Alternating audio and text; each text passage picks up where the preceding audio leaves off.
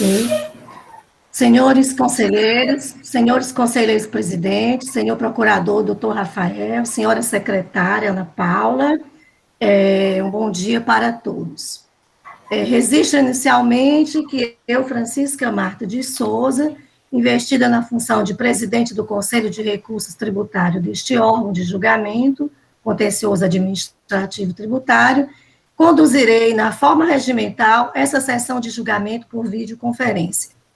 Informo que as sessões de julgamento não presencial, por meio de videoconferência, encontram amparo legal nas portarias 158/2020, 145/2017, Regimento Interno do Conselho, e 384/2020. A modalidade, então, implementada resguarda todas as garantias constitucionais às partes no julgamento do processo administrativo tributário neste órgão. Ainda de mencionar que, nesta sessão, julgaremos processos que tiveram impetração do denominado recurso extraordinário ordinário 614 de 2014, que ancora-se em caso de divergência entre a resolução recorrida e outras da mesma Câmara de Julgamento, da Câmara Superior, quando tiver apreciado matéria semelhante. Para início propriamente dito dos trabalhos, solicito à secretária Ana Paula que averigue a existência de quórum regimental nos termos do artigo 24 do regimento, para fins de instalação propriamente dita da presença, identificando, então, os conselheiros que compõem este colegiado. Pois não. Bom dia a todos, bom dia, senhora presidente, senhores vice-presidentes, senhores conselheiros, presidentes e conselheiros, bom dia, doutor Rafael. Estão presentes a 5ª sessão ordinária virtual realizada por videoconferência de 30 de março de 2021, a excelentíssima senhora presidente, doutora Francisca Marta de Souza, o primeiro vice-presidente, doutor Manuel Marcelo Augusto Marques Neto, e o segundo vice-presidente, doutor Francisco José de Oliveira Silva. Os conselheiros presidentes, doutor Francisco Wellington Ávila Pereira e doutor José Augusto Teixeira. Presente o representante da douta Procuradoria-Geral do Estado, doutor Rafael Lessa Costa Barbosa. Estão presentes os conselheiros Maria Elineide Silva e Souza, Mônica Maria Castelo, Lúcio Flávio Alves, José Willame Falcão de Souza, Ivete Maurício de Lima, Tereza Helena Carvalho Rebouças Porto, Felipe Augusto Araújo Muniz, Ricardo Valente Filho, Micael Pinheiro de Oliveira, Felipe Pinho da Costa Leitão, Pedro Jorge Medeiros e Francileide Cavalcante Furtado Remígio. Presente, secretariando os trabalhos da Câmara Superior, eu, Ana Paula Figueiredo Porto. É só, presidente.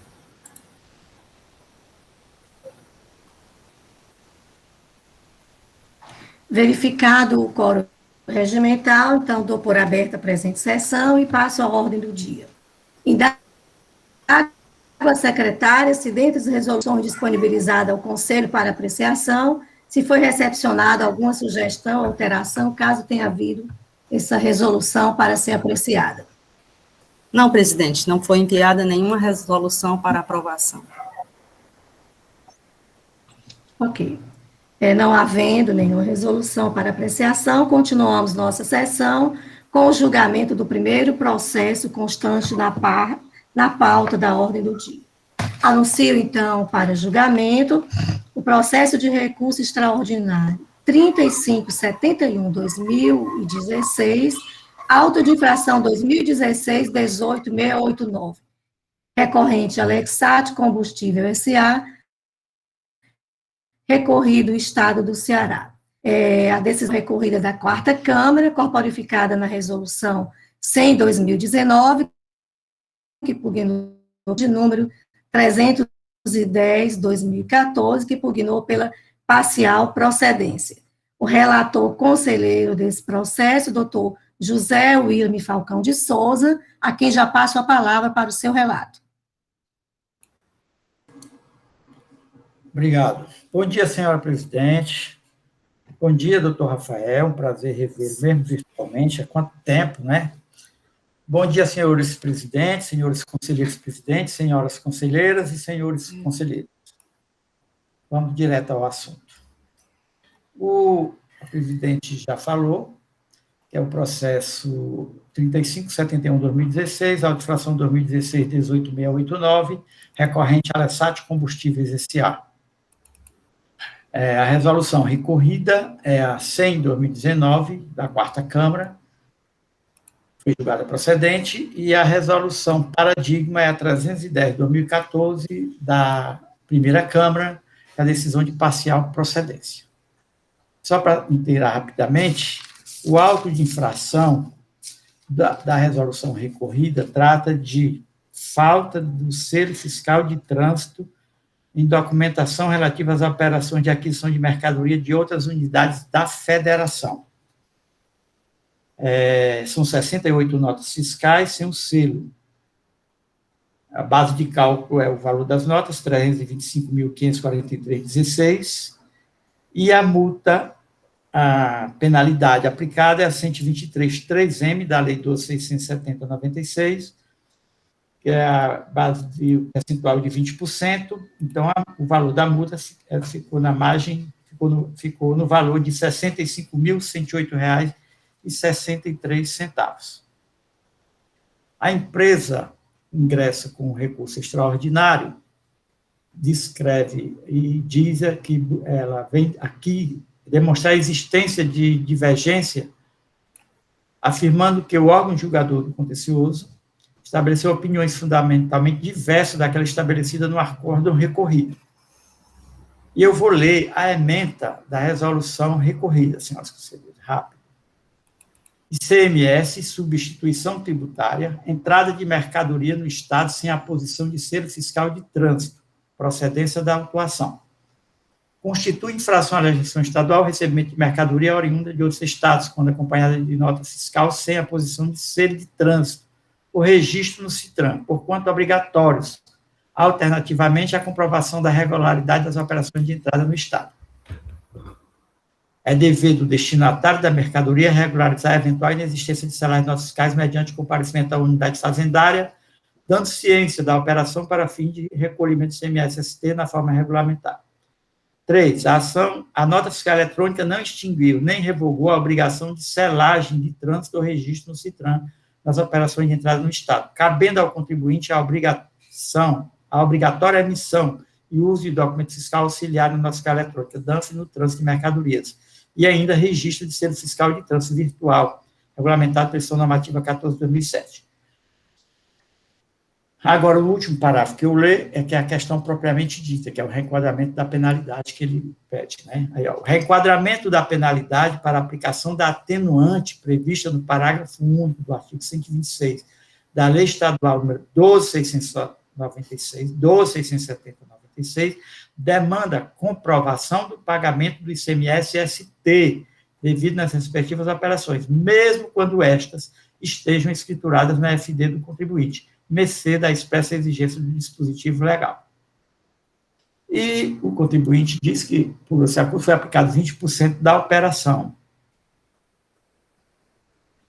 No entanto, ele alega que as notas foram devidamente escrituradas, já está a própria ementa dizendo, né, escrituradas, e que a divergência, sim, que a mercadoria, né, diz respeito ao ICMS-ST foi recolhido antecipadamente pela refinaria, tomando como previsão o valor presumido da venda do óleo diesel.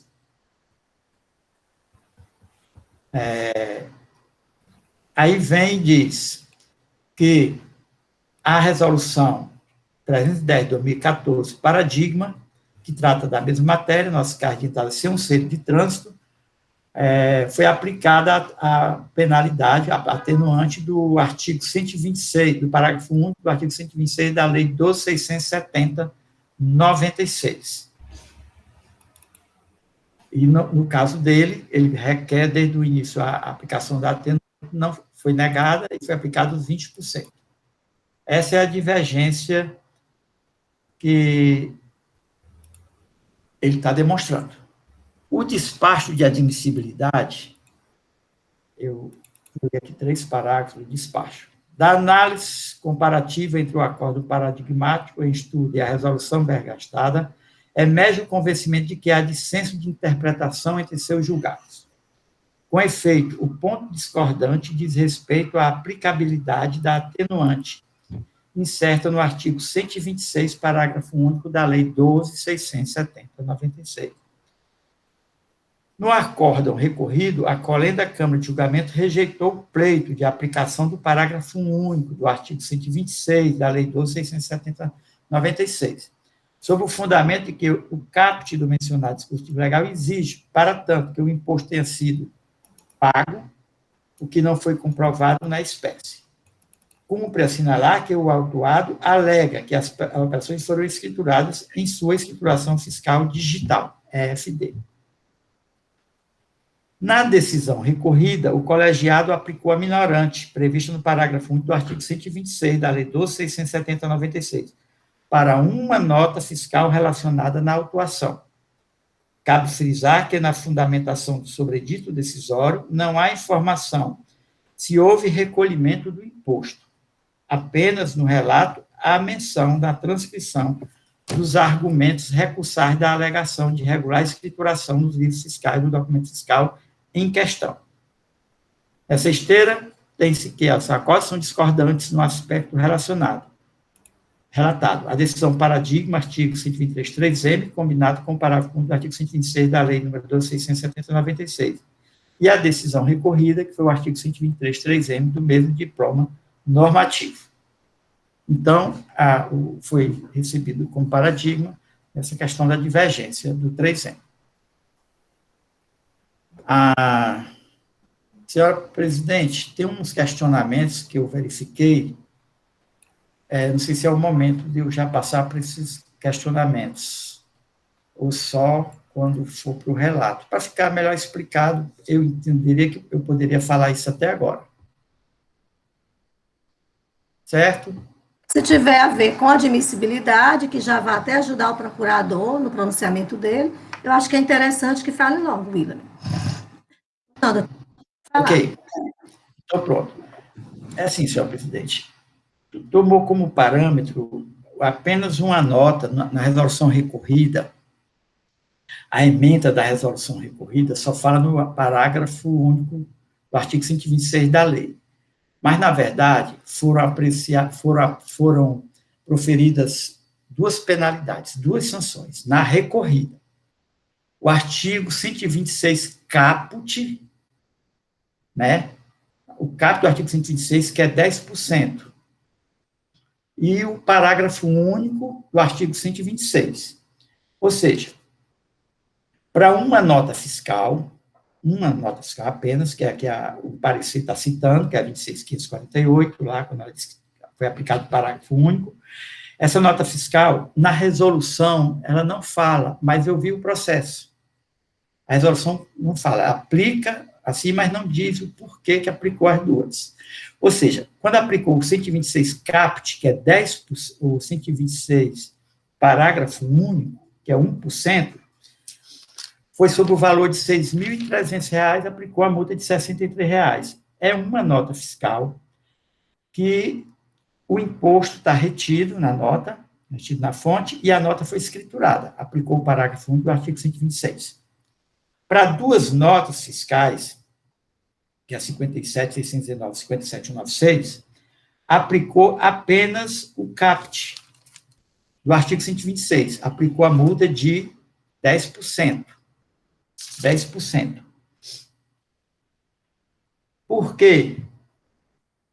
Não, a resolução não diz, mas eu vou só dizer que eu entendo que a dedução foi por conta disso, né? Essas duas notas eram retorno de bem do ativo imobilizado que tinha sido dado em locação, né? E locação vem sem ICMS, né? Não está ICMS, é não incidência. Se é não incidência, ele está lá no caput do artigo 126, né? É não incidência, isenção, está lá. Mas ele aplicou o 10 por quê? Porque a nota fiscal de entrada não estava escriturada. Aplicou o 10, não diz, mas provavelmente foi por isso, lá o relato não diz. Ou seja, lá tem duas penalidades, 126, parágrafo único, e artigo 126, caput. A resolução recorrida só está, mostra ela lá, mas só está pedindo o parágrafo único do artigo 126, dizendo que as notas fiscais, o imposto foi recolhido e elas estão escrituradas. E como eu li na ementa, está da ementa dizendo que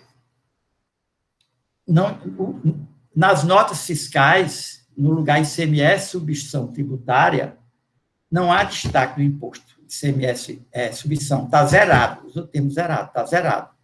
Então, não houve. E nenhum contribuinte comprovou o pagamento desse ICMS substituição tributária.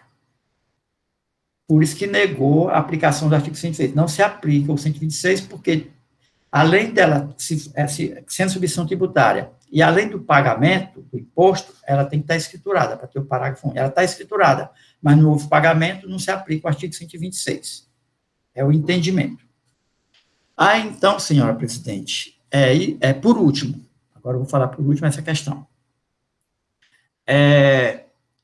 Na defesa, no recurso extraordinário, o contribuinte só diz assim, os impostos foram pagos. O imposto é por substituição tributária da refinaria, certo? Lá na defesa, não, fala de outra forma, que é a substituição tributária. Então, foi colocado logo na ementa que são operações sujeitas à substituição tributária. Mas os conselheiros que estiverem acompanhando, verificar a tabela, que são 68 notas fiscais apresentadas, e as notas fiscais, nós observamos que não se trata de operações sujeitas à substituição tributária. Não se aplica, não são operações sujeitas a 66 notas fiscais, não são operações sujeitas à substituição tributária. Aliás, todas essas 66 notas fiscais, está lá na tabela de venda, é de uma empresa chamada NetSign Comunicação Visual Limitada, lá em São Paulo. Ela faz esses adesivos que decora posto, que coloca preço, lonas, essas coisas. Ela vende para a empresa. E a própria nota vem dizendo que, para a Alessat, que aquela mercadoria, que aquele produto deve ser entregue no posto revendedor. São adesivos, são essas coisas. Apenas 2 notas fiscais, que é estas que ele está referindo aqui, dizendo que é óleo diesel, aí diz que é o B1 misturado lá, que é feito na refinaria substituição tributária, foi feito pela refinaria, que é de óleo diesel. Pronto, é isso o relato do debate, a gente pode discutir melhor, se precisar de mais algum esclarecimento, e eu tiver aqui, eu falo. Ok, eu acho que foi bem esclarecedor, né, e fica extraído da admissibilidade, que nós teremos aqui para discussão as 2 teses, 123.3M, na forma da recorrida, ou a 123.3M, com o parágrafo único do artigo 126. Apesar de toda a informação que o doutor William falou, o que nós iremos apreciar serão esses 2 aspectos. Foi muito importante, aí que já vai ajudar também o doutor Rafael no seu pronunciamento. Bom, então, aqui na forma regimental, eu passo a palavra ao doutor Rafael para a sua manifestação. Dando minhas boas-vindas ao doutor Rafael, que faz tempo também que não o vejo. Doutor Rafael, é um prazer revê-lo. Presidente, secretária, nobres conselheiros, meus cumprimentos a todos, também é um prazer rever a todos, né? Conselheiro William, que já foi nosso companheiro de Câmara, e sempre com a característica que ele é peculiar, que é o relato e a análise muito detalhada do processo. Presidente, de fato, como já anunciado, o recurso extraordinário ele tem um objeto bem limitado, que é o reenquadramento da penalidade por artigo 126, parágrafo único. É certo que há controvérsia no processo, inclusive desde o auto de infração, que essas notas fiscais que foram objeto do levantamento, elas estão escrituradas. Isso é fato incontroverso desde o auto de infração. Mas o pagamento do imposto, de fato, não restou comprovado. E o pagamento do imposto, ele também é requisito exigido no artigo 126, né? É certo, e esse conselho já tem precedentes, que não é suficiente apenas a mera escrituração para se presumir que o pagamento do imposto já ocorreu, né? Então, não satisfeito ambos os requisitos, não há como se aplicar o artigo 126, parágrafo único, que, na minha visão, tem a característica de uma causa de diminuição de pena, ou seja, segundo os parâmetros da culpabilidade, do grau de reprovabilidade do comportamento, é certo que ele deve merecer uma penalidade bem amena, menos gravosa, quando o tributo já foi recolhido e as operações estão regularmente escrituradas. Ou seja, quando o grau de colaboração do contribuinte se deu no seu grau máximo, né? Então, a penalidade ela é reduzida a 1%. Mas, na hipótese dos autos, o que fica patente é que essa comprovação, presidente, não veio aos autos.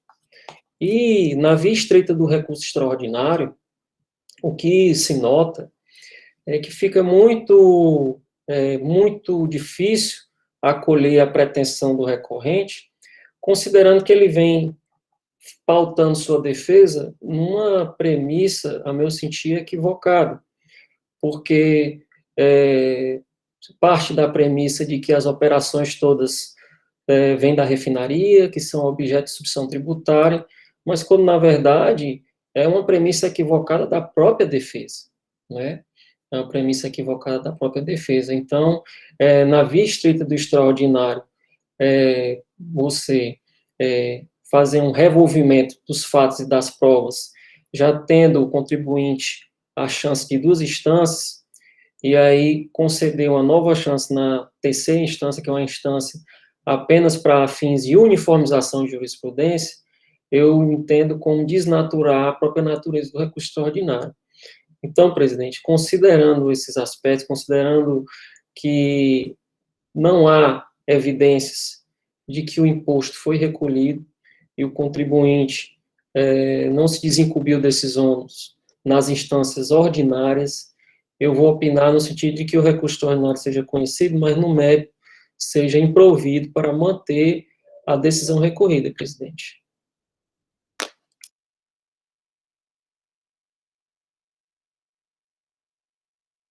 Vimos o nosso procurador, vamos agora iniciar aqui os debates, né? Doutor William Falcão, olha, eu consegui que eu quase não vejo, viu, William? Me pedi aqui, mas dessa vez, viu?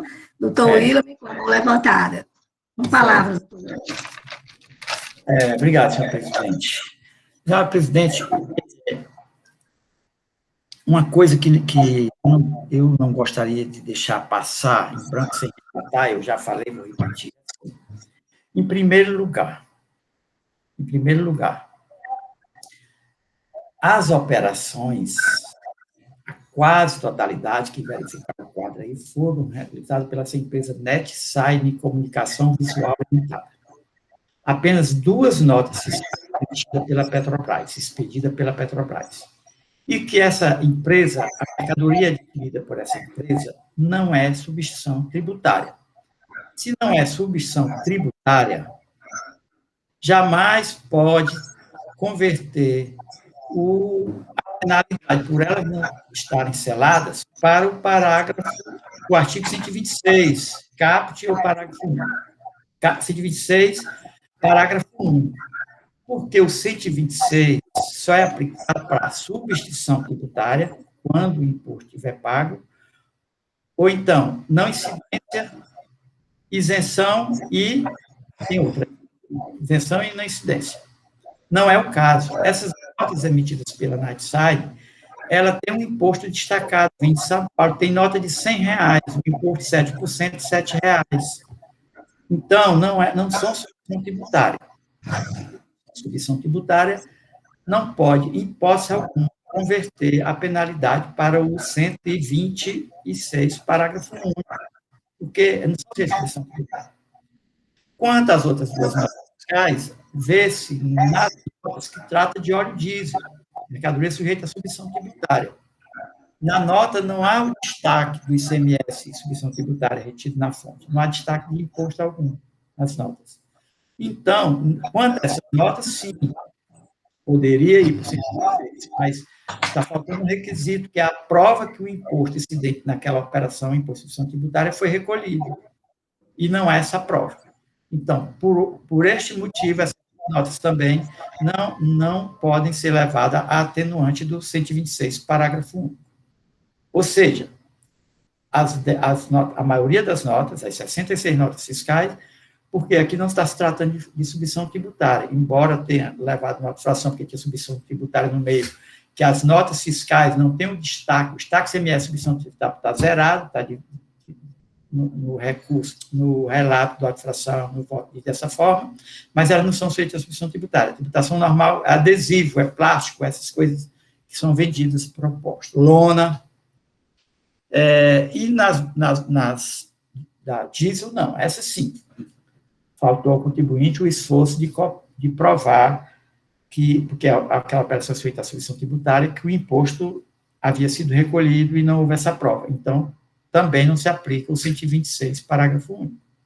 Ou seja, toda a autuação, todas as notas fiscais estão passíveis da penalidade do 123.3M. É isso, senhor presidente. Ele deseja manifestar-se nesse momento? Pode falar. Presidente. Pois não, doutor Lúcio. Presidente, bom dia, doutor. Pode falar. Aos conselheiros. Já foi bem colocado pelo relator, né?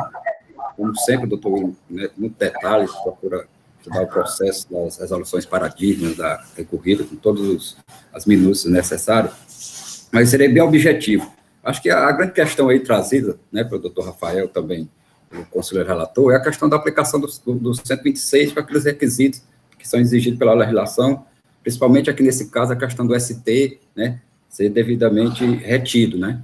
E aqui trago até uma questão que, na época que foi feita essa modificação na legislação, a redação anterior era imposto recolhido, né? E na discussão lá, na época com o coordenador, aliás, né? E a gente colocou lá, né? Por que tinha mudado de recolhido para retido? E ele disse, não, isso aí colocou retido, mas entenda-se como recolhido, né? Apesar que a gente saber que tem retido e recolhido, tem uma questão um diferencial muito grande, né? É tanto que a legislação, quando fala do imposto que foi retido e não foi recolhido, é 2 vezes o valor do imposto, que é uma apropriação em débito, né? Mas no caso presente aqui, a gente observando realmente as 2 notas, realmente que trata de ST, né, que vem da Petrobras, né, e da Bahia para cá para o Ceará, né, realmente é de biodiesel, B100, a gente observa lá no campo observações, lá no campo da nota, lá no final, no campo que tem observações, que ela diz que o ICM foi deferido, o artigo 511, incisos 2A, o decreto que regulamenta o ICMS do Estado da Bahia, né? E eu tive a curiosidade de olhar esse dispositivo, e se trata, assim, de diferimento na operação interna, referente apenas a álcool anidro, né? Então, não seria o caso. Então, acho que foi bem a resolução, foi muito bem colocado nessas 2 notas fiscais, né? O relator faz o porquê, né, que realmente não acolheu a atenuante, justamente porque não está comprovado o recolhimento do imposto, apesar que as 2 notas vêm com imposto zerado, base de cálculo zerado, mas aqui não comprova o fato de estar o imposto zerado, não comprova que esse imposto foi recolhido, como bem diz a legislação, agora com retido, né? Uma coisa quando a gente pega uma nota que vem realmente da distribuidora e vem com imposto, né, a observação que aquele imposto foi retido de acordo com o artigo tal, tudo de acordo com a legislação, ninguém vai nem atrás de saber se realmente foi recolhido, porque isso aí é uma coisa do estado de origem. Mas vem a observação, a gente acredita que aquela manifestação que está na nota, né, realmente porque o procedimento é esse, todo o esquema, né, da legislação, no sentido da refinaria fazer, né, a retenção e fazer o recolhimento. Mas nessa nota, nessas 2 notas, né, eu acompanho o relator e também a decisão recorrida, no sentido de que realmente não existe comprovação que esse imposto foi pago, né? Não existe realmente, pelo que tem na nota, nas 2 notas, não tem que ter precisão, né, e que esse imposto realmente foi recolhido. E a legislação é muito taxativa nesse sentido de aplicar essa atenuante quando realmente o imposto já está, né, recolhido, né? Então, presidente, eu, pela manifestação do relator e pela que eu tive de acesso aos autos, eu entendo também para manter a decisão recorrida nos termos colocados pelo relator e pela Procuradoria. Algum conselheiro ainda deseja manifestar-se? Bom, silêncio parece indicar que não, então irei colocar o processo para votação.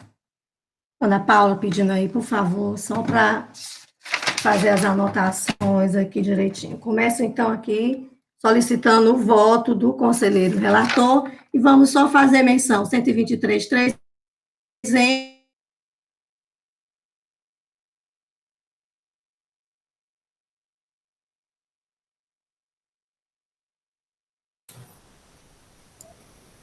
ou então para seu voto. Presidente, só para mim aqui interrompeu no anúncio aí das penalidades a serem votadas. Eu também, o áudio da presidente, para mim, ou está algum seria, tempo falhando. aqui está falhando. Ou seria o da recorrida, 123.3M, do jeito que está na recorrida, ou então o pedido da paradigma, que é o parágrafo único do 126. Não é isso, conselheiro relator? É isso, senhora presidente. É isso. Ok. Então, faço menção a uma dessa recorrida ou paradigma. Ok. Doutor William, seu voto. Senhora presidente, conheço do recurso extraordinário, né, o provimento, para manter a decisão recorrida, que é a aplicação da penalidade prevista no artigo 123.3M da Lei 12.670/96. Ok. Doutor Lúcio. Acompanho o relator, presidente. O relator. Doutor Ivete. Com o relator, presidente. Doutora Tereza. Com o relator, presidente. Doutora Mônica. Com o relator, presidente. Doutora Elineide. Com o relator. Doutor Micael. Com o relator, presidente. Doutor Ricardo. Com o relator, presidente. Doutor Pedro Jorge. Com o relator, presidente. Doutor Felipe Pinho. Com o relator, presidente. Doutor Felipe Muniz. Com o relator. Doutora Franci Leite, está aqui? Doutora Franci Leite? Não estou vendo. Com o relator. Está aqui, com o relator. Ok? Pronto, ali a doutora Franci Leite, porque é que eu não estava vendo. Desculpa. Então, urge destacar que o recurso já foi admitido pela presidência, com a competência que ele foi conferida no artigo 5º 2 da Lei 15.614, vez que é admitido os requisitos do artigo 106 do mesmo diploma legal.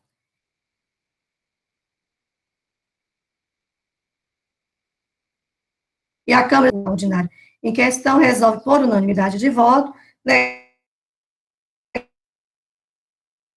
o provimento nos termos do conselheiro relator e de acordo com a manifestação oral do douto representante da PGE. Eis a decisão para o primeiro processo.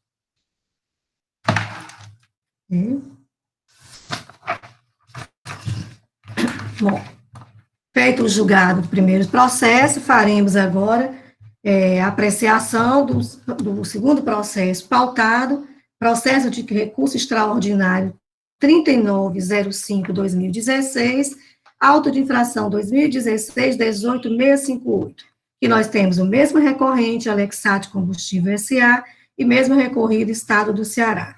Nessa situação, o julgado é da 4ª Câmara, corporificada na resolução 218/2019, que pugnou pela procedência, e a resolução recorrida é a 88/2017 da primeira Câmara. Nosso conselheiro relator é doutor Ricardo Valente Filho, a quem já passo a palavra para o seu relato.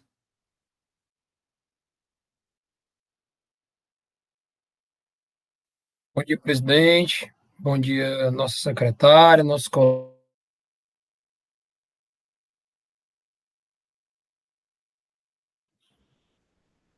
Ricardo, o senhor travou. Para mais alguém? Para mim também. Gente, aqui para mim, horrível. Vamos lá, ver se melhora.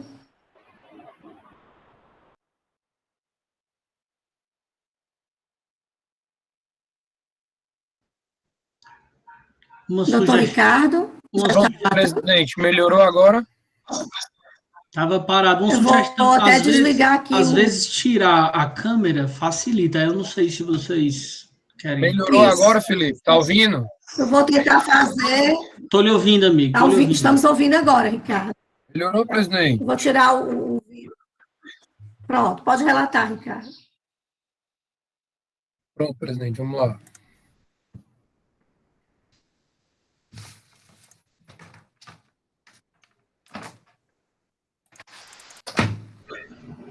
Eu não estou ouvindo, não. Já começou a... Ele está se preparando, tá? Vamos desligar aqui a câmera um pouquinho para ver, né? Vou desligar um pouquinho para ver se melhora. E aqui também estou ouvindo nada. É mais dele lá, sabe? O daqui, o dos outros não interfere nisso, não. Só na internet dele. Se ele quiser melhorar, ele tira lá o dele. Ok. Ele tira a câmera.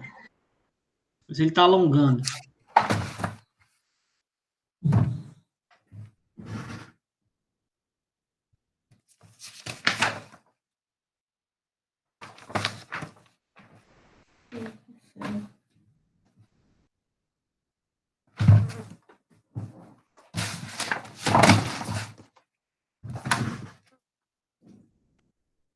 Gente, no meu caso... Oi, presidente. Tente aí, Ricardo, para ver se consegue.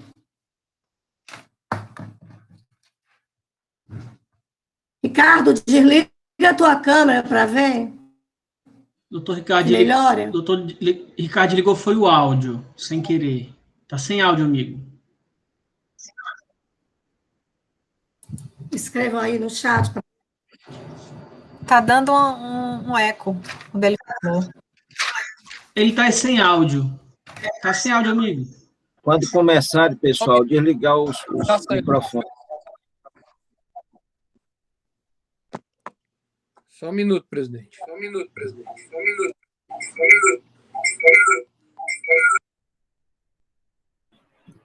Ricardo, tu não está com dois abertos, não? Porque às vezes esse eco é de duas plataformas abertas. Pronto, presidente, estão me ouvindo agora? Pronto, vamos lá, Ricardo. A imagem está boa?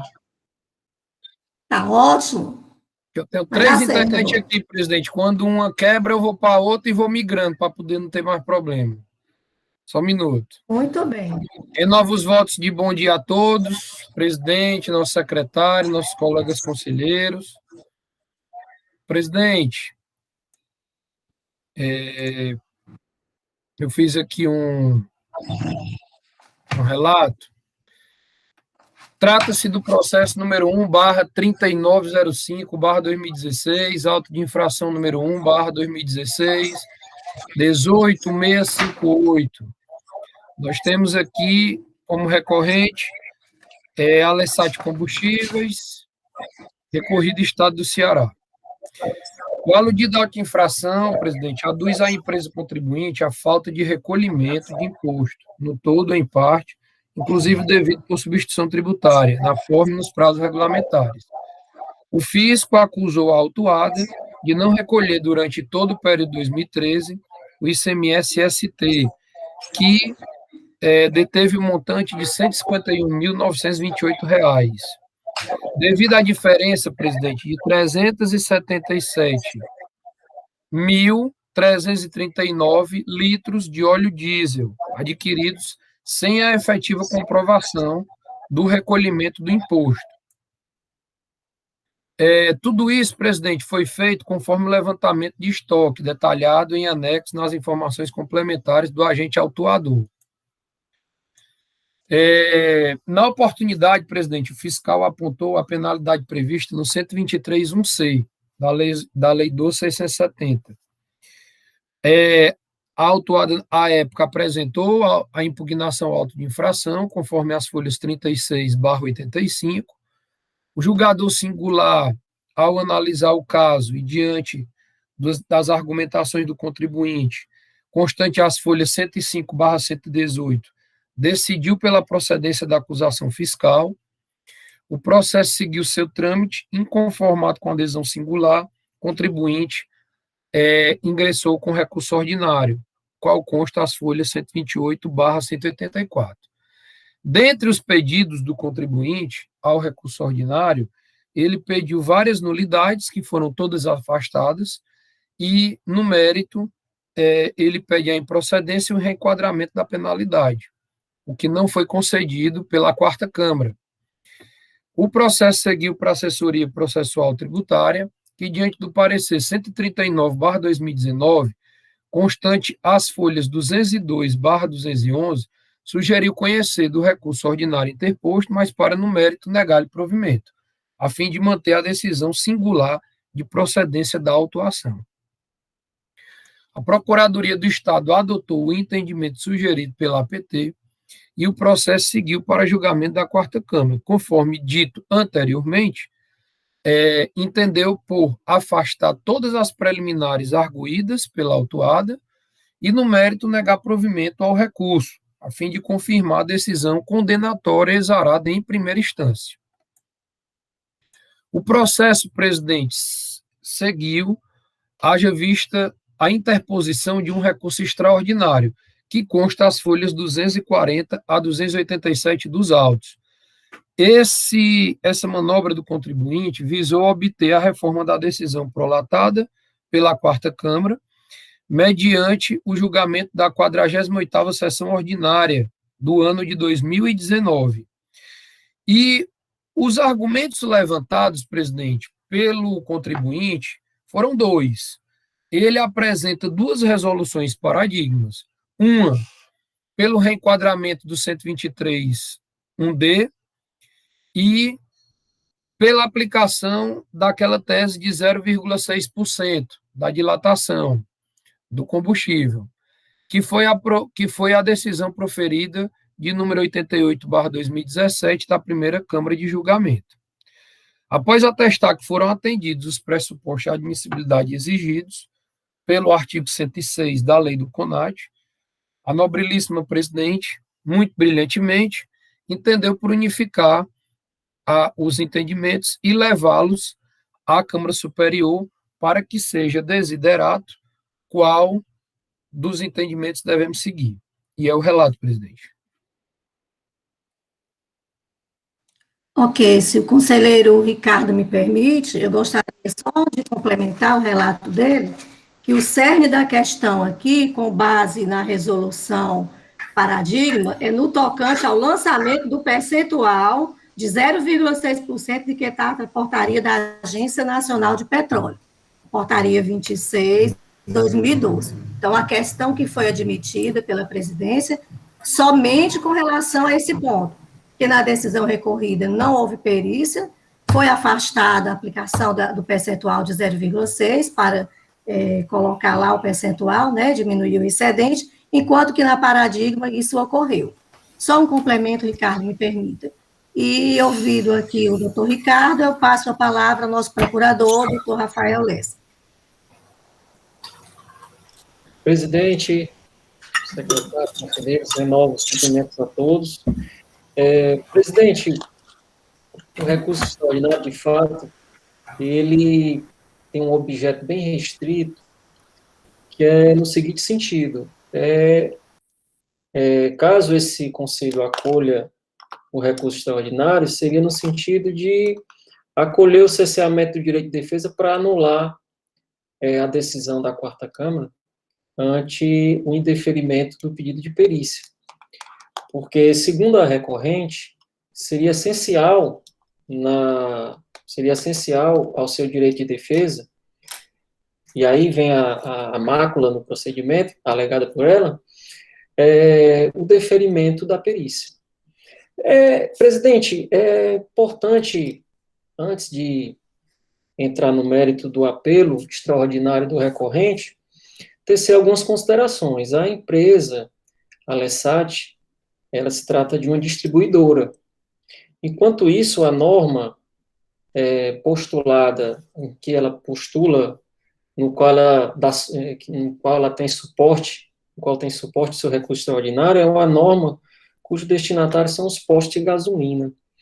Essa norma, presidente, é importante ter em mente, esse 0,6%, ele é o limite do sinal amarelo para os postos de gasolinas identificarem uma eventual perda de combustível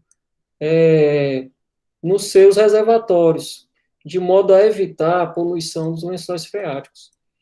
Então, qual o objetivo dessa norma?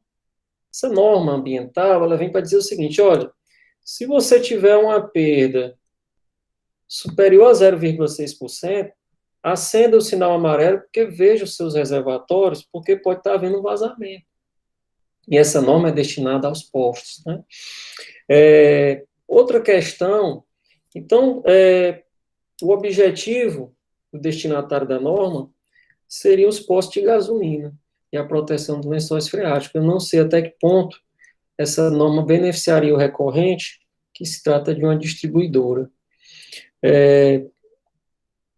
E é certo, presidente, que esse percentual de 0,6% ele se deve à volatilidade do produto comercializado pela recorrente, né? Porque a toda hora que se está abastecendo os carros, né, é certo que há uma evaporação, uma perda do combustível, né, na hora que está se abastecendo os carros. Então, é justamente em razão disso que se estabeleceu esse percentual de 0,6%, mas com a única finalidade que é ambiental, né. Então, eu não vejo também como se presumir já de antemão que haverá uma perda de 0,6% do combustível. Isso é apenas uma estimativa para que o posto de gasolina fique alerta, fique de sinal alerta para uma eventual poluição dos lençóis freáticos. Então, não vejo até que ponto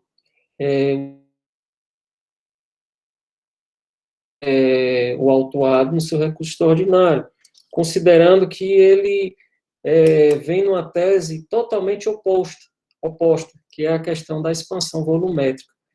Então, a norma, na verdade, ela se destina a averiguar eventuais perdas e não expansão volumétrica. Então, a recorrente, no seu apelo, lá traz uma suposta expansão volumétrica, isso numa mera especulação, que essa expansão também gerou uma distorção, mas, em defesa dessa expansão, ela traz uma norma que trata, na verdade, de perdas, presidente, de uma norma que é voltada para a questão ambiental, né, como eu já anunciei. Então, presidente, considerando que uma perícia ela não pode ser pautada em mera especulação e não pode se dar, a nossa legislação, nosso Código de Processo Tributário estabelece determinados requisitos para o deferimento do pedido de perícia, eu não vejo como um desacerto a decisão proferida pela Quarta Câmara e pelo julgador singular. E também não enxergo, por essas razões, o alegado cerceamento do direito de defesa que foi aduzido no recurso extraordinário.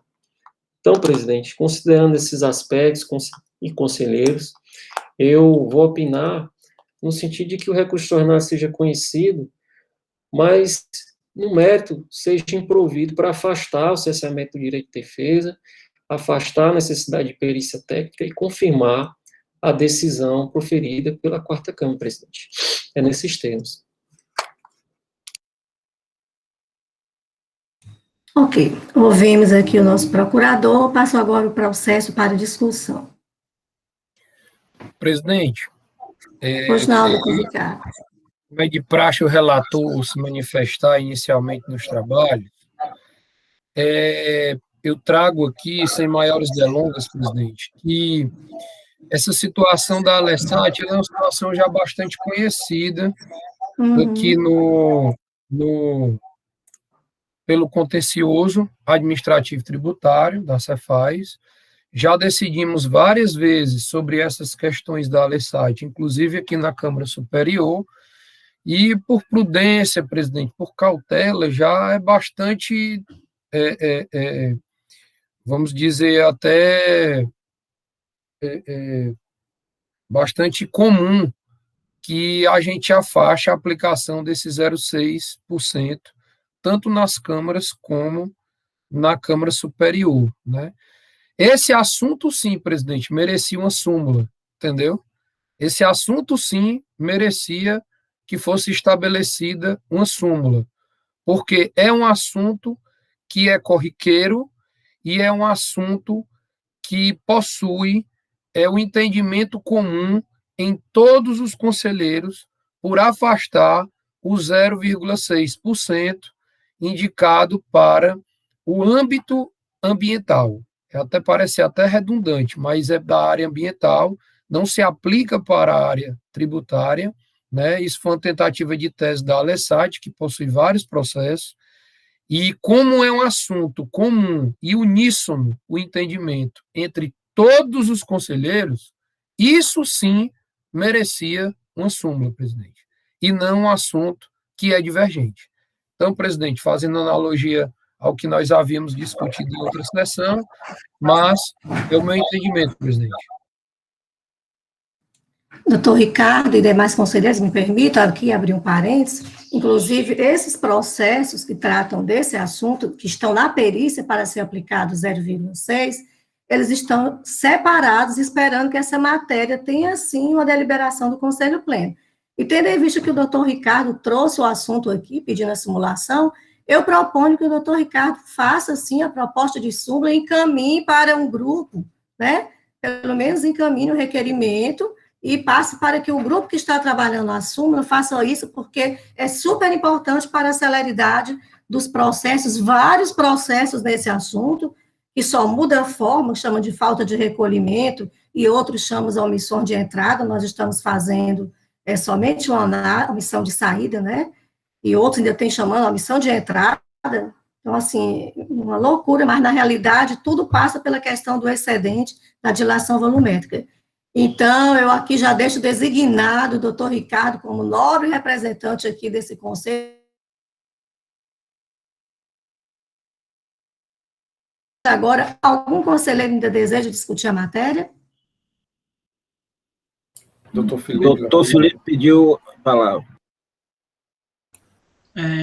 Antes de mim, a doutora Eliane levantou a mãozinha. Se foi sem querer, eu falo. Se não, eu... Também quero falar. Sem querer, doutor Felipe, mas qualquer coisa depois eu posso falar. Então eu vou falar, certo? Bem rápido também, o doutor Ricardo falou na esteira aí da súmula. Queria lembrar, senhoras e senhores, que o STJ se posicionou sobre essa matéria, e aí colocando um pouquinho de pimenta aqui na nossa discussão, né, a favor dessa dilatação, no caso, né, 0,6%. Eu passo para vocês depois, o recurso especial 1884431. É claro que nós aqui não estamos ligados ao STJ, né, claro, nós sempre debatemos isso, né, nós não estamos aqui, não utilizamos alguns julgados, algumas jurisprudências para esclarecer, para clarear um pouco aqui o nosso entendimento, mas eu queria lançar a mão desse julgado, que é bem atual e que coloca, sim, essa dilatação como uma forma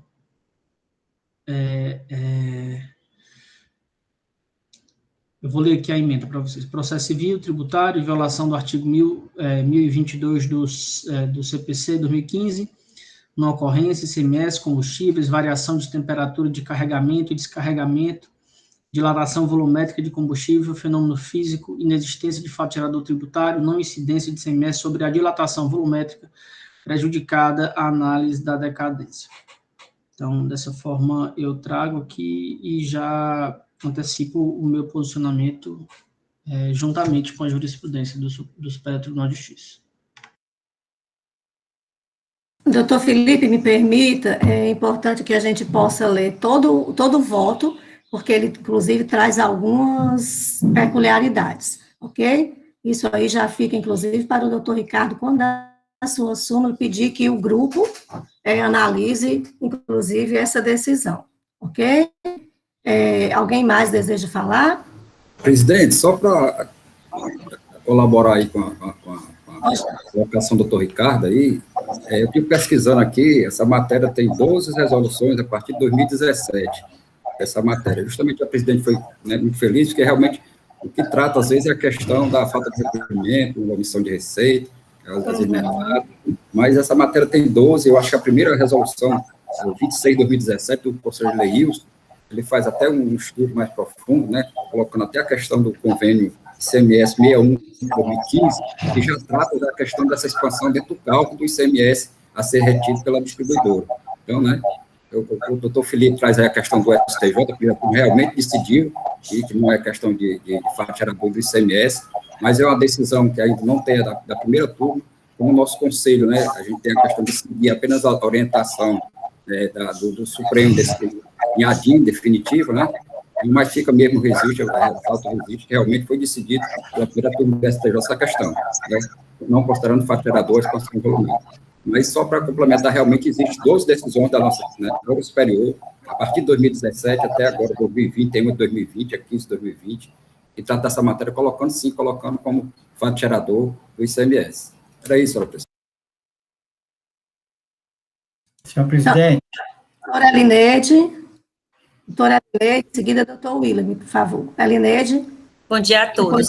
Ivete, essa resolução que ele traz como paradigma, eu participei do julgamento à época, mas ela foi uma decisão tomada, pautada num pedido de perícia que já havia sido feito em composições anteriores ao CONAT, porque ela, se não me falha a memória, ela foi até posterior a uma decisão nossa que já tínhamos votado contra a aplicação desse redutor de 0,6 dos postos de gasolina. Somente assim para esclarecer, né, porque eu também comungo do mesmo pensamento do doutor Ricardo e da Câmara, de que realmente esse percentual ele é aplicado somente para efeitos de controle ambiental, não tem aplicação no âmbito do ICMS. Ok, doutor Lúcio, eu lhe peço até que o senhor subsidie o doutor Ricardo, já entregando as resoluções, que sejam feitas uma análise, né? E passa para o grupo e inclui vocês como proponentes, tá ok? Presidente, bem rapidinho, só complementando a doutora Elineide, eu sei que o doutor William está na minha frente, eu já peço desculpa a ele, e depois mas essa teoria do Felipe que ele trouxe é a mesma do não confisco, tá certo? Que o não confisco é plenamente levado ao judiciário e o entendimento lá é assim, mas a gente não entra no mérito aqui no contencioso. É por analogia a mesma coisa no meu entendimento, presidente. Ok. Doutor William, em seguida, doutor Ivete. Obrigado, senhor presidente. Senhor presidente, é rápido. É assim, quando eu vi a resolução recorrida, mandar uma perícia retirar a perda de 0,6%, me surpreendi com aquilo. Porque, na verdade, a portaria DNC 26, de 13 de novembro de 1992, o primeiro objetivo dela foi criar o livro de movimentação de combustíveis, a NMC, que todos nós conhecemos, para acompanhamento diário nos postos revendedores. Nos postos revendedores tão somente. Qual o objetivo? Ora, ali tem tambores, né, enormes lá, tambor não, aqueles né, que guardam o combustível, aquilo pode enferrujar, pode ter um vazamento para a questão do meio ambiente. E aquilo ali é medido para saber se aquilo ali, em algum momento, o combustível saiu para o meio ambiente. Esse é o objetivo. E no parágrafo 5º, ele diz, independentemente de notificação do DNC, quando for constatada perda do estoque físico de combustível superior a 0,6%, caberá ao posto revendedor proceder à apuração das causas e, se detectado vazamento para o meio ambiente, providenciar o reparo do equipamento correspondente. Quando os referidos equipamentos forem em propriedade de terceiros, caberá a esses responsabilidade do reparo. Ou seja, aí está falando em perda, está acompanhando uma perda. Nós estamos tratando aqui de uma ação que foi pelo ganho volumétrico, né? Quando ganho volumétrico, o que é que tem a ver com perda com ganho volumétrico? Aí não, ele teve um ganho volumétrico de 60%, mas vamos considerar que ele teve uma perda de 6% para poder ver qual foi efetivamente ganho volumétrico. Então, a coisa não se coaduna com o outro, está na literalidade do português aí. Aí vai pegar dentro do ganho volumétrico, que ele comprou 100, vendeu 200, teve um ganho mais. Não, agora vamos deduzir as perdas. baseado para mim, isso não tem o menor sentido, é uma coisa que eu não entendo por que ainda eles trazem isso, claro, é uma meio de defesa, mas não tem o menor sentido. Quanto a essa questão do o Felipe acabou de ler, é uma decisão recente, né, e fala até que, se eu não me engano, eu não li ainda não, mas eu já vi alguns comentários, eu vi alguns comentários, eu pessoalmente não li, que nesse ganho volumétrico, detectado que foi por conta do ganho volumétrico, não incide a incidência do imposto. Mas aí ainda vai ter que, tem muito carro, né, atrás dos bois. Mas qual é esse ganho volumétrico que eles consideram? Você ganhou 100, mas o ganho volumétrico permitido, que corresponde a 20%, mas o ganho volumétrico permitido é só 10%. Então, os 10 seria cobrado, tá? Tem muito para correr, que não é isso aí, não está se aplicando ao caso, porque a paradigma que está trazendo é que houve uma perícia e a perícia considerou a perda de 0,5%. É diferente dessa situação que o doutor Felipe trouxe aí, que é coisa nova. Obrigado. Ok, doutora Ivete. Só para... TV, gostaria. O Micael até levantou a mão. Quer falar, Micael, logo?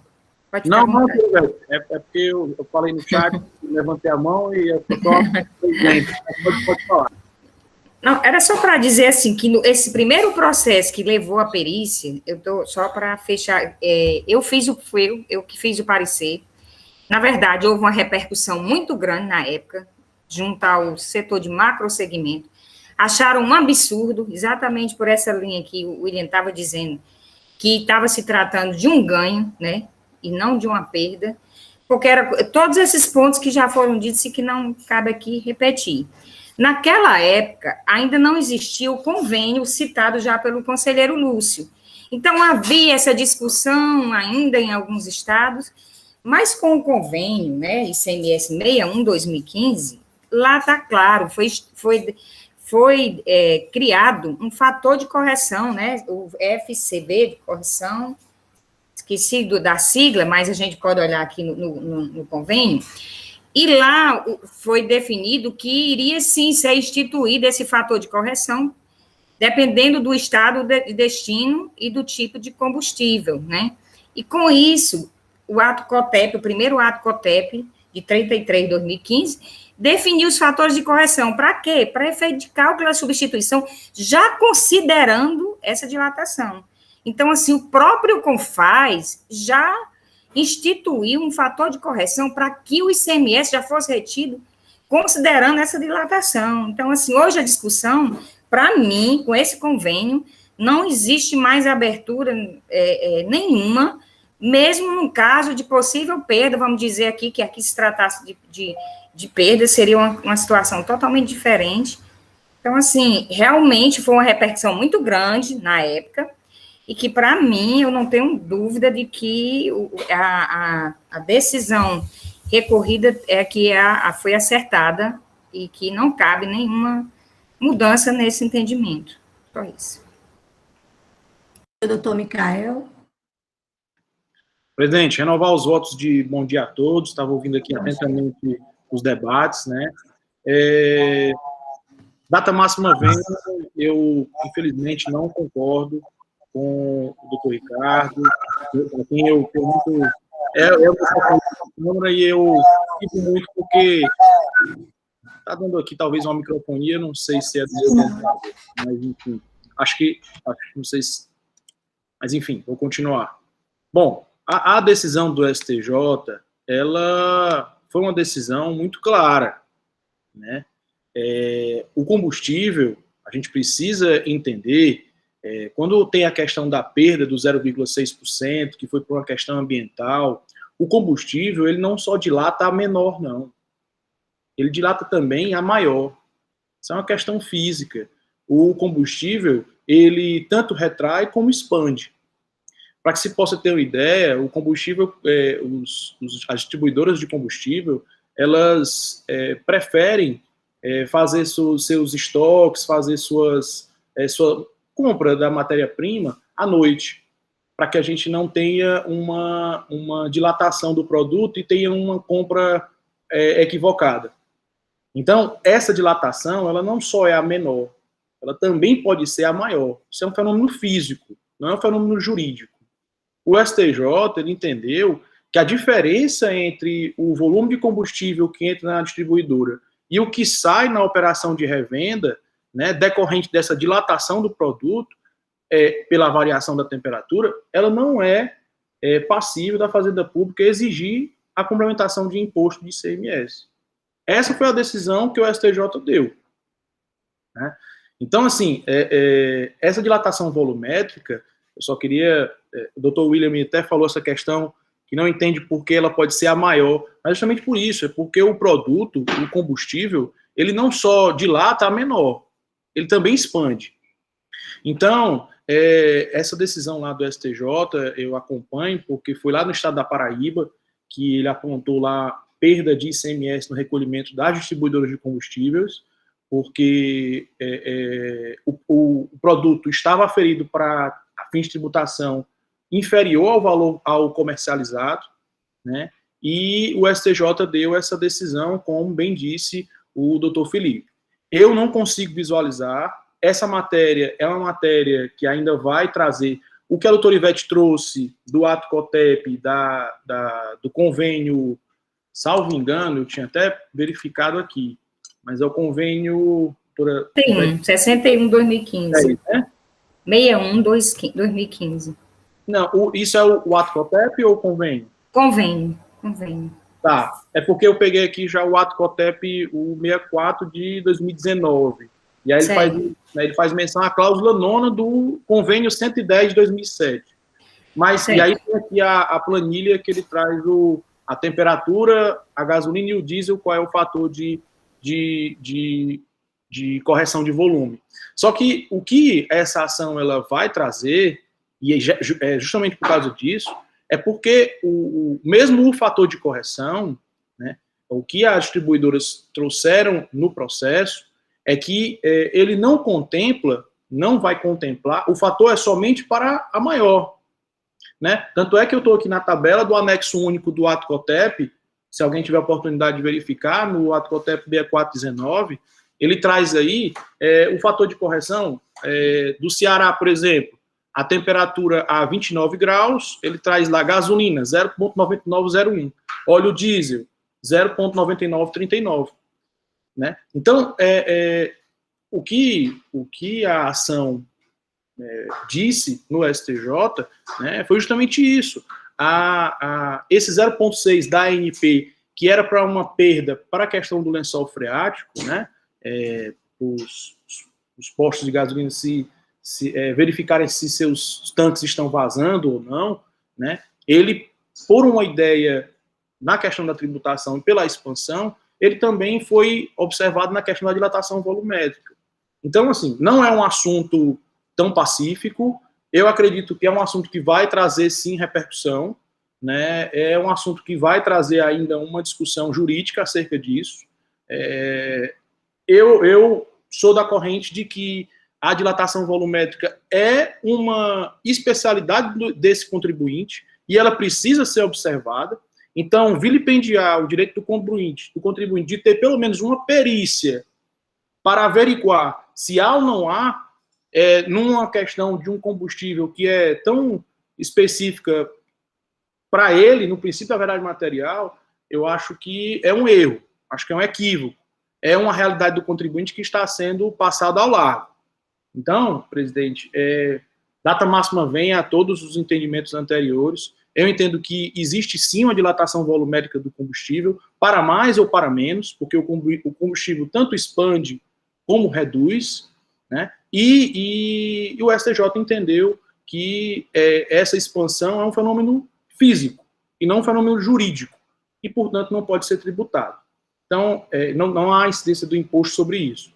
Então, eu acho que esse é o mote da questão que precisa ser avaliado aí no processo de hoje. Mas já adianto meu voto que eu entendo como a paradigma. Posso colocar para votação? Alguém ainda deseja falar? Presidente, eu queria me manifestar, mas o Augusto está com a mão levantada. Peraí, deixa eu ver aqui, eu me perco muito aqui, eu estou vendo o doutor Augusto, Augusto doutor Ricardo. Rafael, e o doutor Rafael também, salvo engano, é esse, doutor Rafael? Sim, presidente. Eu também, Ok. presidente. Então, peraí, vamos lá. Começar. Augusto, Ricardo, Ivete, doutor Rafael faz um arremate total. Senhores, eu respeito a decisão do STJ, mas eu acho que ainda cabe, inclusive, recurso, certo?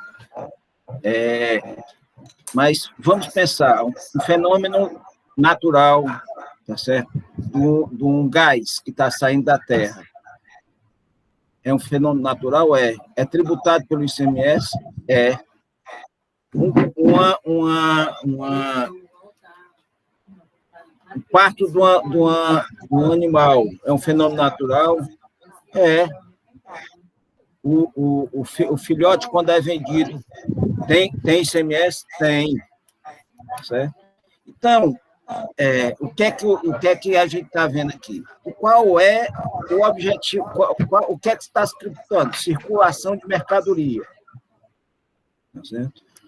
Quando a distribuidora está dando saída naquilo ali, ela tá recebendo dinheiro por litro de combustível? É por litro de combustível. Certo? Então, é razoável ela receber por litro de combustível e trazer uma tese de que aquele valor diferente não cabe ICMS, por quê? Porque cresceu. Vamos pensar, se diminuísse, tá certo? O volume, tá certo? Como ele fosse dar saída disso, ele ia pagar esse valor de ICMS? De jeito nenhum. Não houve circulação de mercadoria, tá certo? Mutatis mutandis, no parto do animal, quando o filhote falece, morre, tá certo? Não vai haver circulação dessa mercadoria, não tem que se cobrar ICMS também, não. Tá certo? Quando se faz um plantio, e o plantio não morre todinho, também não há circulação de mercadoria posterior, não há o que se falar de ICMS. Então, a gente tem que pensar no ICMS como por circulação de mercadoria e serviço, tá certo? A mercadoria circulou. Dizer que não há ICMS, porque o ganho volumétrico é um fenômeno natural, tá certo? Para mim, é um grande equívoco de quem não conhece o ICMS, tá certo? Era só isso, presidente. Muito obrigado.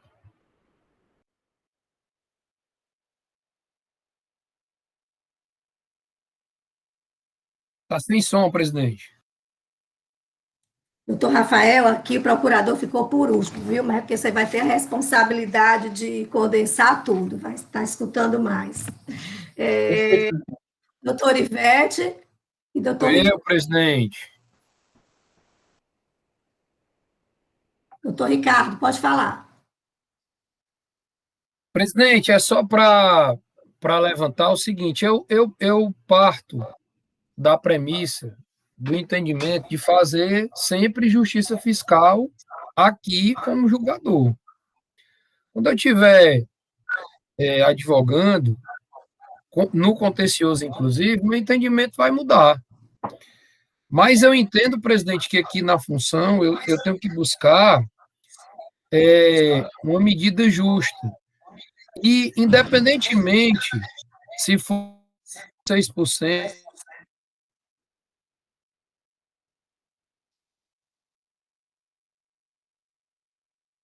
Doutor Ricardo travou, doutor Ricardo.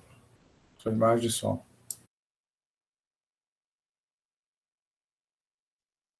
Ricardo, sem som, Ricardo.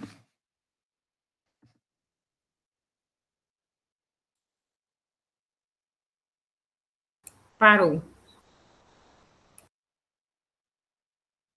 Bom, vamos ouvir aqui a doutora Ivete, vai falando aqui quando o doutor voltar e a gente Voltou. pede para Ele ele voltou. retornar depois. Pronto, Ricardo, presidente, voltou? Voltou, presidente. Voltou, bem rápido aí, porque seu som não está ajudando não, Ricardo. Uma síntese aí. Pronto, presidente, eu acho que melhorou agora, né? Isso. Voltando, presidente, o meu entendimento como julgador, ele é único. O combustível, ele pode crescer, pode dilatar o quanto ele dilatar. Se ele sair do bico da bomba, tem que ser pago o ICMS. Ponto final. Então, se você compra, qual é a alegativa que a Alessat sempre traz? A alegativa é que quando ele compra o combustível vem no tanque e toda a cadeia tributária já está paga relativa àquele combustível. Essa é a tese que ele sempre traz. Eu comprei 15 mil litros de combustível e já está tudo pago. Chegou aqui no posto, colocou no depósito e foi vender para os clientes, para o consumidor final, e de 15 mil litros ele chegou a 16 mil litros pelo fenômeno que dilatou, seja lá o que for, ele vai ter que pagar sobre esses 1.000 litros a mais, porque saiu da bomba 1.000 litros, e ele lucrou 1.000 litros, e circulou 1.000 litros de mercadoria. E ponto final. Ele vai ter que pagar. Por que ele vai ganhar 1.000 litros com a dilatação? Por quê? Por que ele vai lucrar 1.000 litros a mais? Vendeu a proposta tributária que tem que ser cumprida. O fato gerador é na circulação da mercadoria. Se veio no tanque 15 mil litros e ele já pagou toda a cadeia tributária de 15 mil litros, ótimo. E se ele vendeu somente os 15 mil, ótimo. Mas se ele comprou 15 mil e pagou a cadeia tributária de 15 mil, mas ele vendeu 20 mil, ele vai pagar os 5 mil que ele vendeu a mais e ponto final. Então, presidente, às vezes, de maneira radical, eu transmito meu pensamento, mas, de maneira nua e crua, o pensamento é esse, o fato gerador é na venda, é no bico da bomba de combustível, é na leitura da bomba de combustível. Ele vai pagar em cima do que ele vendeu, e ponto final. É assim como penso, presidente. Obrigado. Ok, vamos ouvir a doutora Ivete, depois doutor Rafael. Só fazer uma observação aqui, pela ordem, né?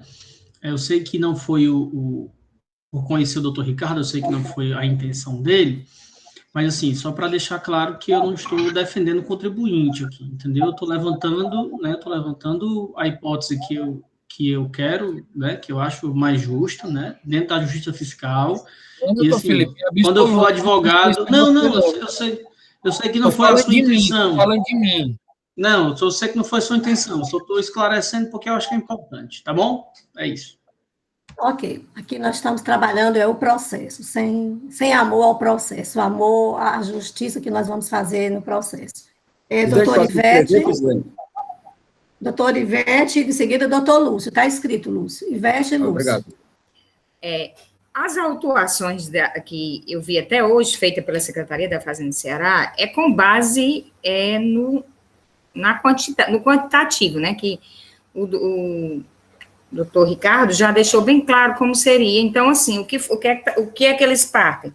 Partem de um levantamento em que a saída de combustível foi maior do que a entrada. A tese, geralmente, da recorrente é no sentido de que houve uma dilatação, mas não significa necessariamente que todo esse combustível que saiu a mais foi em função só de uma dilatação. Pode ser em função de outros fenômenos, inclusive. Certo? Inclusive, a mistura, né, que se faz de gasolina de combustível, existe essa possibilidade, existe a possibilidade de comprar sem nota, existem várias outras possibilidades por trás disso. Então, o que está aqui, o que é feito na autuação foi vendido uma quantidade de combustível superior ao que entrou. Em função disso, não houve o pagamento da substituição tributária. E de tudo que eu li, o que eu vejo com dilatação, como o próprio nome diz, dilatar é aumentar. A dilatação é o aumento. Então, assim, a outra parte que, em função de perdas, né, que é prevista na portaria da NC, não se confunde com dilatação. Pelo menos o que eu li de dilatação e o significado de dilatar seria aumentar o volume. Então, a lógica sempre, quando se fala de recolhimento do CMS, que é a tese, em função da dilatação, é aumento, não é perda. Eu pelo menos, nunca vi o contrário de tudo que eu li. Então, a questão já foi muito debatida, não quero mais me prolongar, mas eu acho que, diante da política nacional e dos atos COTEP de convênios, já está muito claro tudo, assim, a questão da jurisprudência trazida pelo conselheiro Felipe, é uma discussão que vai vai ter muito ainda pano para as mangas, como diz o ditado, porque os estados, é provável que os estados não irão aceitar isso de forma pacífica. Só isso. E com certeza nós iremos enfrentar isso na plenária logo, né? Doutor Lúcio, em seguida, doutor Rafael. Presidente, parte que eu ia colocar, a conselheira Ivete já colocou, não vou adiantar, né, não vou ser repetitivo, mas é precisamente isso aí mesmo. Se a gente observar as informações complementares desses autos, a maioria fala que a defesa, sempre a empresa apresenta que é a expansão volumétrica, mas o próprio autor antes coloca que pode ser outras situações, né? Inclusive compra de mercadoria sem nota. Então, esse é um ponto. O segundo ponto, que eu acho que deve ser bem destacado, eu quero aqui louvar o conselheiro Felipe, eu trazer a questão, eu acho que esse é o ambiente mesmo de discussão. Toda essa matéria foi colocada para a gente pegar todos os recursos, né, essa empresa da Ipiranga, a gente vai ver que ele traz justamente a questão do estado da Paraíba, que foi o estado que realmente houve o recurso lá no STJ. Essa matéria está rolando aqui, ela transitou em julgado, já o doutor Rafael pode até verificar aí, se realmente for o recurso 188431 da Paraíba. Mas eu acho que a questão, a gente já discutiu parte dessa questão aqui nesse conselho, é uma questão de legalidade. A gente já discutiu que aqui o STJ tem a súmula 166, a questão das transferências, né, que não cabe ICMS, e a gente, na nossa lei, tem dizendo que cabe, e a gente vem decidindo. Então, a legislação está posta, a questão do fato gerador foi bem colocada aí pelo conselheiro Augusto, a questão realmente do fato gerador é a saída da mercadoria. Se saiu a maior, é fato gerador do ICMS. É uma discussão que vai ter muito, né? Vai ser muito discutida ainda, apesar de transitar de julgado, mas ainda deve ter repercussão, né? Então, acho que o conselho, acho que o ponto, senhor presidente, é esse. A norma existe, ninguém pode declarar uma norma inconstitucional que está posta, né? E julgar de acordo com a legislação que está posta hoje para a gente julgar, né? Nós estamos com um conselho administrativo, tem que ser vinculado à legislação. Só isso, senhor presidente. Ok. Palavra agora do doutor Rafael, fazendo um arremate de tudo que ele ouviu aqui nesses debates. Presidente, obrigado pela palavra. Escutei atentamente os debates. Inclusive, alguns pontos já foram até abordados muito bem pelos conselheiros, mas como é uma temática que vai, acredito eu, pautar esse conselho em próximas reuniões, e o precedente é novo do STJ, eu acredito que era importante a gente tecer algumas considerações. E serei breve, presidente. Eu acredito que, sobre esse precedente, a despeito dos autos processuais de vinculação desse precedente para o nosso conselho, que já foi até comentado por alguns conselheiros, conselheiro Lúcio e conselheiro Augusto, a despeito disso, eu queria salientar que é necessário que analisemos caso a caso, né?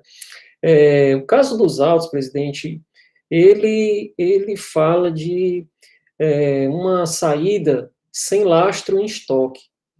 E, de fato, considerar a portaria 2692, que trata de perdas e não de uma expansão, aplicando ela a grosso modo, isso traria uma piora na situação do contribuinte, porque subtrairia ainda mais do seu estoque, aumentaria a diferença. Então, é essa questão, deve-se analisar o precedente caso a caso, né? Eu não posso também, e é importante salientar, que a portaria em si, ela não foi objeto de debate no STJ nesse precedente, né? O que se analisou é a questão da dilatação como fato gerador. Então, entender de modo a presumir, né, o 0,6% em qualquer hipótese, sem nenhum lastro pericial, acredito que também não seria o mais prudente, considerando que o precedente do STJ, em momento algum, ele desnaturou o regime de perícias da nossa legislação, presidente. A nossa legislação é clara, a perícia ela não pode se pautar em mera especulação, a perícia ela exige determinados requisitos. E o contribuinte, na hipótese dos autos, não cumpriu esses requisitos ao postular por perícia. Não cabe ao Conselho realizar um aditamento à defesa do recorrente, por quê? Porque seria por via oblíqua fazer um aditamento, já que o contribuinte, o recorrente, traz como suporte da sua defesa uma tese que não se aplica ao caso. Né? Traz uma portaria que trata de perdas, e aqui se está se falando de expansão, é o que trata o precedente do STJ, ou seja, são temas opostos. Para eu fazer um elo de identidade, uma relação de congruência entre um precedente e o caso concreto que estamos a julgar, deve-se fazer uma relação de identidade entre a causa de pedir, ou seja, aquilo que está sendo debatido, e a causa de pedir do precedente, considerando as razões do recorrente, não se adequa ao caso dos autos, considerando ainda a metodologia que foi adotada. Então, entendo eu, presidente, que, de fato, o contribuinte, ao apontar uma legislação que trata de perdas, ele incorreu em equívoco, em premissa equivocada, e isso, de fato, prejudicou o seu pedido de perícia, porque tornou discrepante do que prevê a nossa legislação. Então, considerando esses aspectos, presidente, seria só essa minha fala, e que, de fato, o precedente citado, ele deve ser analisado caso a caso, né?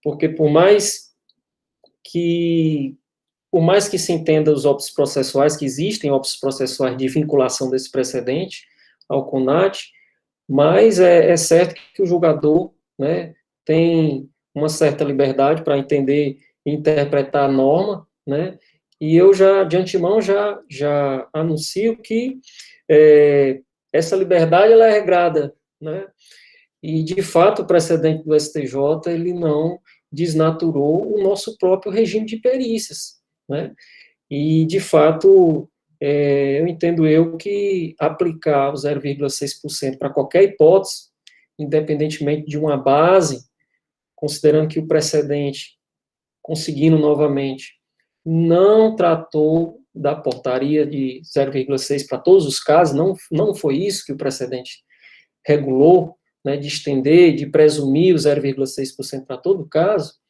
e que certamente é um caso que exigiria um laudo pericial para evidenciar caso se aplique o precedente. Mas já presumir de plano a portaria, eu acredito que seria um equívoco, presidente. Senhores, me permita, eu acho que o processo está bastante debatido, pelo menos para a análise desse caso concreto. O doutor Rafael muito bem aí falou, cada caso termina sendo um caso, cada infração pode ser analisada de forma diferente, e esse assunto ainda virá a baile aqui para a nossa análise. Coloque, então, o processo em votação, pela recorrida quem não aplica, e dizendo o paradigma quem entende que deveria se aplicar no caso o 0,6, ok? Entendidos? Então, conselheiro relator, doutor Ricardo. Ana Paula, por favor, anotando. Doutor Ricardo, seu voto. Presidente, eu recebo a admissibilidade do recurso extraordinário, mas, no mérito, eu acompanho a decisão recorrida, presidente, pela recorrida. Pela recorrida. Doutor Pedro Jorge. Excelência,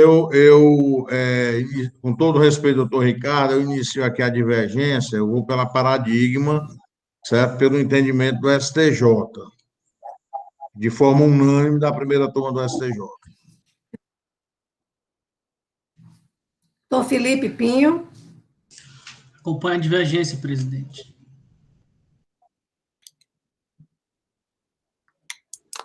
Doutora Franci Leite. Eu acompanho a divergência.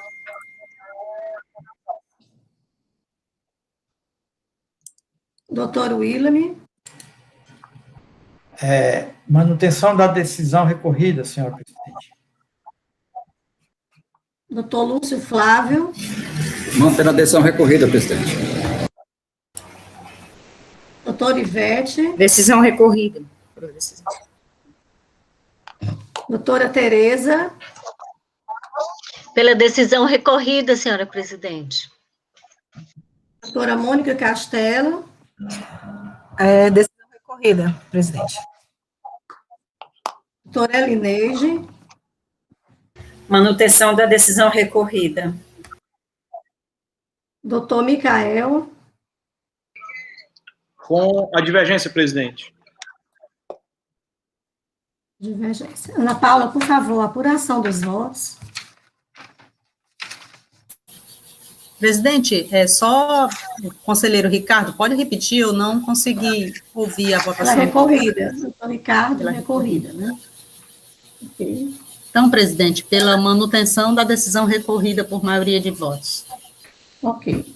Então, a Câmara do Superior do Conselho de Recurso Tributário, deliberando sobre o recurso extraordinário que já fora admitido pela presidência, resolve, por maioria de votos, negar provimento do recurso para decidir pela manutenção da decisão recorrida. Nos termos do conselheiro relator, e de acordo com a manifestação oral do representante da douta PGE. Ana Paula. Conselheiro Felipe Muniz votou, presidente? Conselheiro Muniz votou? Não? Não acredito. Então, voltando aqui, deleta a decisão, doutor Felipe Muniz, desculpe, cadê ele que nem me lembrou, doutor Felipe, pelo amor de Deus. Eu falei, mas eu acho que não fui ouvido. Então, qual o seu voto, doutor? Com a divergência. Com a divergência. Ana Paula, refazendo os votos, alguma diferença? Não, presidente. Então, desculpe aí, doutor Felipe Muniz, não fazendo divergência, continua a decisão por maioria de voto nos termos do relator e em conformidade com a manifestação oral do representante da douta PGE, solicitando à conselheira Ana Paula que fique consignado o debate que nós tivemos, inclusive no tocante ao aspecto da questão ser simulada posteriormente, ok? E faça menção a todos os votos divergentes ao caso. Feita aqui a decisão, assuntos gerais, doutor Felipe Pinho, parece que o senhor queria falar em assuntos gerais. Só falar o doutor Felipe Muniz bem quietinho ali na dele, bem paradinho. Bem quietinho, e eu estou olhando aqui a votação pelo meu desenhozinho aqui no celular, bem... Ele está bem na ponta também para mim. Fiquem à vontade, né? Às vezes eu não consigo ver a mãozinha aqui, a Ana Paula já está me ensinando aqui alguma coisa, então fiquem à vontade para falar e reclamar de algo que eu esteja fazendo errado. Estamos aqui para crescer juntos. Então, senhores, eis a decisão para os processos, agradecendo pela nossa sessão de hoje, todos devidamente convocados para a nossa sessão amanhã no mesmo horário.